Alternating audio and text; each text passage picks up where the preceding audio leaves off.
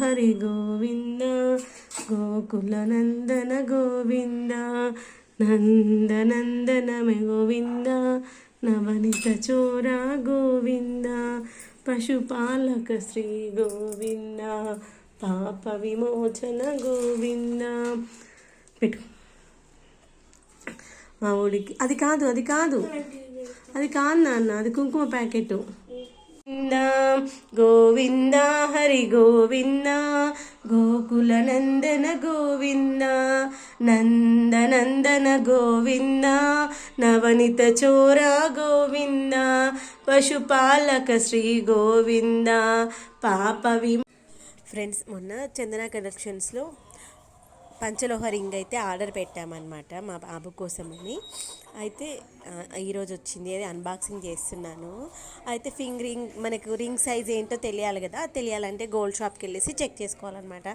అయితే నాకైతే మరీ మనుషులు ఇంత ఇదిగా ఉంటారా అనిపించింది. డబ్బు మనుషుల్లాగా ఓన్లీ సైజ్ చెక్ చేసుకోవడం కోసం మాత్రమే 50 రూపీస్ ఛార్జ్ చేశారు. వాళ్ళు చేసేది ఏమీ లేదు, ఓన్లీ సైజ్ చెక్ చేసుకోవడం అంతే. నేనైతే షాక్ అయ్యాను.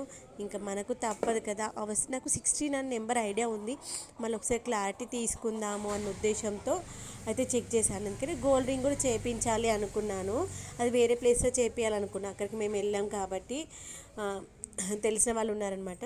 సైజ్ చెప్పి మన మోడల్ చెప్తే చేసిస్తారు. అలా అనేసి రెండింటికి యూజ్ అవుతుంది కదా అనే ఉద్దేశంతో రింగ్ సైజ్ అయితే చెక్ చేసుకున్నాను. కానీ 16 అన్ని అక్కడ చెక్ చేశా, కానీ 16కి కొంచెం టైట్ అయింది. నెక్స్ట్ టైం తీసుకుంటే 17లో తీసుకోవాలి అనుకున్నాను. రింగ్ అయితే చాలా బాగుంది, వెంకటేశ్వర స్వామిది అనమాట. పంచలోహం రింగ్ ఏంటంటే మనకి హెల్త్కి కూడా చాలా మంచిది. అందరికీ కూడా శుభోదయం అండి. ఈరోజు అయితే మనము మొన్న పెయింటింగ్ వేసేటప్పుడు మళ్ళీ చుట్టూ మ్యాక్సిమం అంతా క్రూన్ చేసాం కదా, ఇది మళ్ళీ పూత రావాలంటే కొన్ని టెక్నిక్స్ ఫాలో అయ్యమంటే ఒక 2-3 నెలల్లో చెట్టు మంచి చిగురు వచ్చి మళ్ళీ పూలు అయితే వస్తాయి.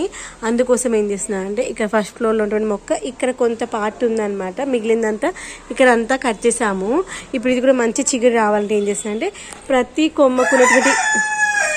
ప్రతి కొమ్మకున్న ఆకులు కట్ చేసి దాన్ని మనం ఇక్కడ వైర్ పెట్టుకున్నాం కదా, ఆ వైర్కి మంచి చుట్టేసుకుంటున్నాను. అలా చుట్టేసుకోవడం వల్ల మొక్క అనేటువంటి మళ్ళీ గ్రోతింగ్ అనేటువంటి స్టార్ట్ అవుతుంది. ఈ యొక్క ఆకులు అయితే అంతా క్రూన్ చేయాలి. ఆకులు క్రూన్ చేసి ఆ యొక్క ఎడ్జెస్ ఎక్కడైనా మనకి మొగ్గలు వచ్చే పార్ట్ ఉంటుంది కదా, దాన్ని కట్ చేసేయాలి. అలా కట్ చేసినప్పుడు మంచిగా పూత అయితే స్టార్ట్ అవుతాయి అనమాట. లేదు ఇట్లే వదిలేసామనుకోండి ఇంకా పూత రాదు. అందుకే మన మొక్కలు ఎప్పుడు సంవత్సరం పొడవునా పువ్వు రావడానికి కారణం ఏంటంటే క్రూనింగ్ చేయడం మాత్రమే. క్రూనింగ్ చేస్తే మాత్రమే పూత అయితే వస్తుంది, క్రూనింగ్ చేయకపోతే అస్సలు రాదు. కొమ్మలు కొన్ని ఎండిపోయినవి ఉంటాయి కదా, ఎండిపోయినవి ఆకులు అలాంటివి ఏమైనా ఉంటే తీసేసేయాలి. ఎండిపోయిన కొమ్మలు ఏమైనా ఉంటే ఎండిపోయిన కొమ్మలన్నీ తీసేస్తే మొక్క నీట్గా ఉంటుందన్నమాట. గ్రోత్ అయ్యేటప్పుడు కూడా మొక్కకి ఎలాంటి పెస్ట్ రాకుండా మంచిగా సర్వైవ్ అవుతుంది. ఇదిగోండి ఇవన్నీ ఎండిపోయిన కొమ్మలు కదా, ఎండిపోయిన కొమ్మలు తీసేసేయాలి. ఇదిగోండి ఇక్కడ కొన్ని ఇట్లా వాడిపోయిన ఆకులు ఉన్నాయి కదా, అవి తీసేస్తూ ఉండాలి. తీసేస్తేనే మంచిగా వస్తాయి అన్నమాట. ఇదైతే మొత్తం అంతా ఆల్మోస్ట్ క్రూనింగ్ అయితే అంతా చేసేసుకుందాం. ఇలా క్రూన్ చేస్తేనే చెట్టు మంచిగా వస్తాయి. వీటిని మనము ఒక కుండీలో వేసుకుంటే అవి ఎండిపోయిన తర్వాత మనం ఏదైనా కుండీలో వేసుకున్నాం అనుకోండి, అది డికంపోజ్ అయిపోతుంది. కొమ్మలు ఇరిగిపోకుండా స్లోగా ఆకులు కట్ చేసుకోవాలి. కట్ చేసుకున్నటువంటి ఆకులని మనము కొమ్మలు ఉంటాయి కదా, వాటిని ఇలా దీనికి చుట్టేసుకోవాలన్నమాట. చుట్టేసుకుంటే మళ్ళీ నీట్గా గ్రోత్ వస్తుంది.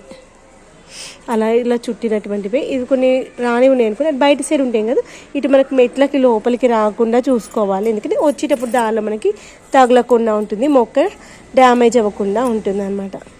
అలానే మొత్తం అంతా మొక్క అంతా ఆకులు మంచి కట్ చేసుకోవాలి. ఇక్కడ మనం ఎక్కడైతే కట్ చేస్తామో ఈ ఆకులు అక్కడే కొత్త చిగుళ్ళు అయితే వస్తాయి. ఇదిగోండి